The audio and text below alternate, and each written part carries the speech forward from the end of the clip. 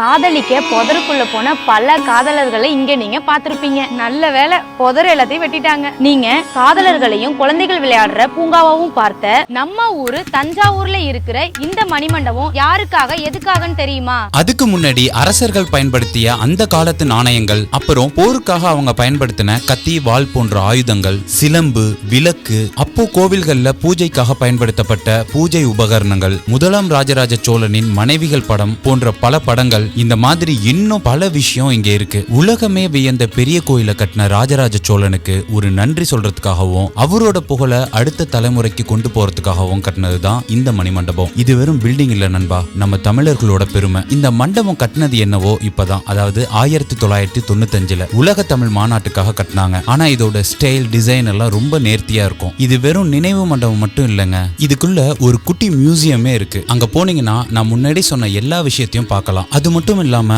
அவருடைய life history, பெரிய கோவில் சம்பந்தப்பட்ட தகவல்கள், பல்வேறு விதமான பெயிண்டிங்ஸ், லைப்ரரி, அப்புறம் பல்வேறு காலகட்டங்கள்ல கண்டெடுக்கப்பட்ட சிலைகள் அப்படின்னு நிறைய தெரிஞ்சுக்கிறதுக்கும் பார்க்கறதுக்கும் இருக்கு. தஞ்சாவூர் டவுனுக்குள்ள இவ்வளவு பரபரப்புக்கு நடுவுல இது இருந்தாலும் இந்த காம்பவுண்ட்குள்ள வந்தா அவ்வளவு ஒரு அமைதியா நிம்மதியா இருக்கும். சுத்தியும் புல்வெளி, பூச்செடின்னு சாயங்கால நேரத்துல ஃபேமிலியோட வந்து ரிலாக்ஸ் பண்றதுக்கு ஒரு சூப்பரான ஸ்பாட் இது. இது வெறும் டூரிஸ்ட் ஸ்பாட் மட்டும் கிடையாது. ராஜராஜ சோழனோட பிறந்த நாளான சதய விழா மாதிரி முக்கியமான கவர்மெண்ட் ஃபங்க்ஷன்ஸ், கல்ச்சுரல் ப்ரோக்ராம்ஸ் எல்லாமே இங்க தான் நடக்குது. அதனால இது தஞ்சாவூரோட ஒரு முக்கியமான கல்ச்சுரல் சென்டராகவும் இருக்கு. சோ நம்ம பெருமையை சொல்ற இந்த இடத்தை தூய்மையாவும், சுத்தமாவும், கௌரவமாவும், பாதுகாப்பாவும் வச்சிருக்க வேண்டியது நம்ம பொறுப்பு.